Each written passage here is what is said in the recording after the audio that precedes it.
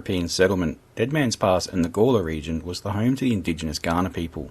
Known originally to European settlers as the Para Pass, the river crossing was first used circa 1836. Colonel William Light is recorded as having stayed at a camp near the pass in 1837, while exploring the Barossa Valley region and attempting to find passage through the Mount Lofty Ranges towards the Murray River. The crossing got its name after an exploration party returning from the Barossa Ranges came across an exhausted traveller, whom they offered respite to. Once stopped at the crossing, they checked on their new companion who had fallen asleep in the back of their dray, only to find him dead. Having no tools with which to dig a grave, they placed his body upright in a hollow tree and covered it as best they could with sticks and branches. Not long after, another travelling party happened across the gruesome site and, after taking samples of the gentleman's clothing, encased him with clay in the tree. The name Dead Man's Pass was adopted circa 1842 as the permanent name of the South Para River Ford in honour of the dead man found in the hollow coffin tree. There are many different accounts of the finding of the dead man. No one is certain which account is true. Perhaps there is little truth to be found within each version of the story. Dr. George Nott wrote of finding the dead man in 1860 in his book Short Sketch of the Rise of Progress of Gawler. In his diary, Colonel Light wrote, 13th January 1839. Returned to the Para. We halted here the rest of the day. Having heard of a dead body being there under an old tree, we examined the spot and found it. There is a mystery in this affair, as it had been kept a secret. The skull is large, and the flesh almost entirely gone. Part of his dress remained. His trousers of corduroy seemed good as far as his knees, under those much torn. His short on one part contained much coagulated blood. The body was covered over again, and some of his clothes packed up and conveyed to Adelaide. In the book, The Story of Dead Man's Pass, the Honourable B.T. Finnis of Gawler wrote a story with a slight variation to Colonel Light's. Travelling with Colonel Light on one occasion before the selection of the Gawler survey, we camped at the Gawler River, and whilst resting there, we were surprised to find a dead man buried in an upright position and plastered with clay. No part of his body was visible except the toes. The wild dogs had evidently discovered the corpse and had somewhat mangled the feet. It was evidently a white man's burial place from the clothes. The story that was circulated in Adelaide as to the cause of the death of this unfortunate man originated with a party under the charge of Mr. Bernard. It was stated that travelling to the north, having a dray with them, on nearing the ford of the Gawler River, a man in a distressed state rushed from the scrub west of the line of the road and fell down in an exhausted state, perishing for want of food and water. He was taken every care of, but died very soon after meeting this party, which preceded ours on the way north. They had buried him in this tree and plastered him in to save his body from the wild dogs. We afterwards called this tree Dead Man's Tree, a large hollow gum tree.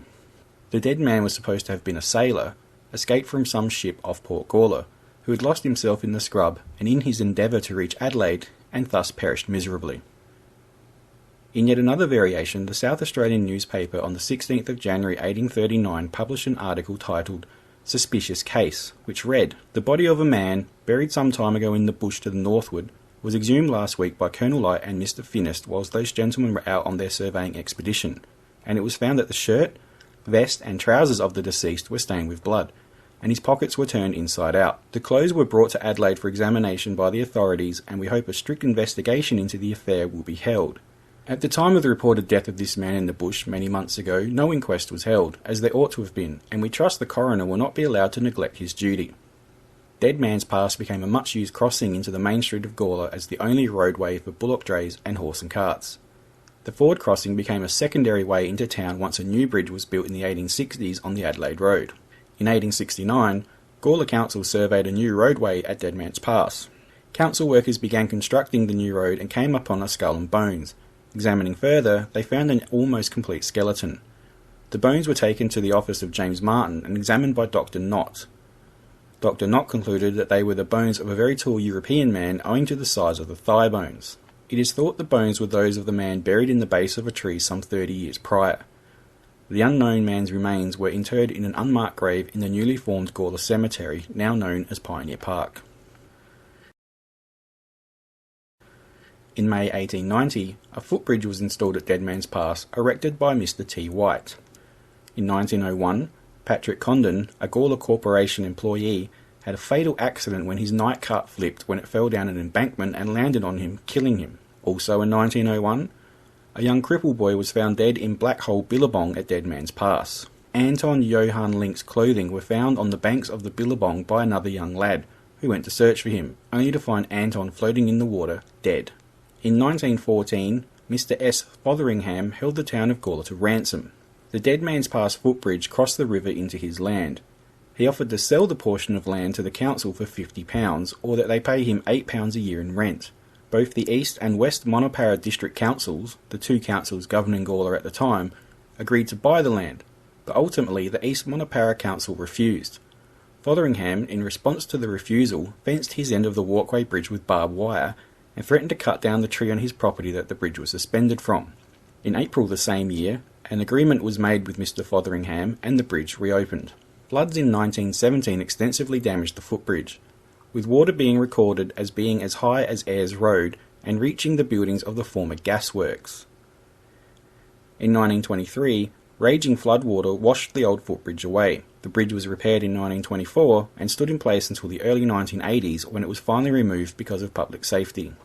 In 1952, the Advertiser reported that Ernest L.B. Potter of Croydon recollected that when he was 10 years old, his uncle Edward Potter, a geologist, uncovered a large skull while digging a hole for an underground water tank. The skull was found to be that of a Diprotodon, which is from the Pleistocene epoch of Australia.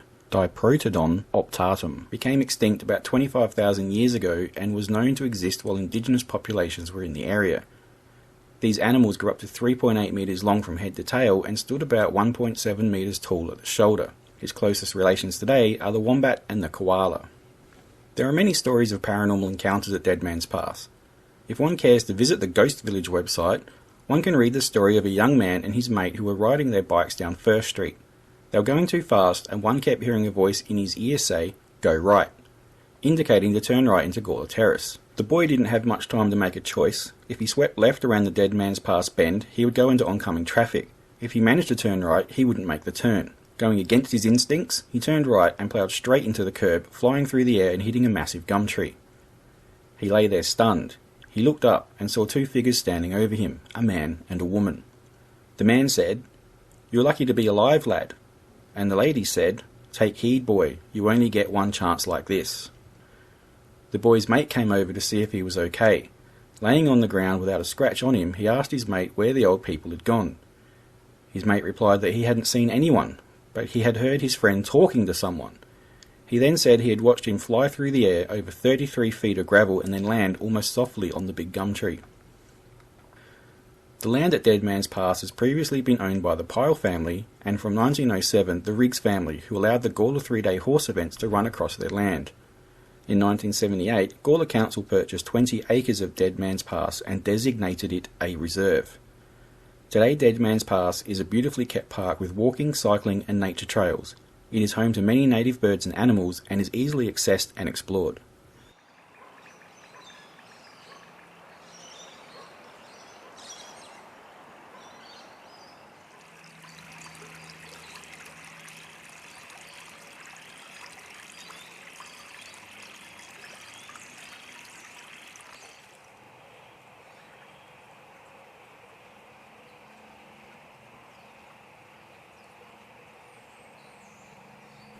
Thank you for watching Hidden Secrets.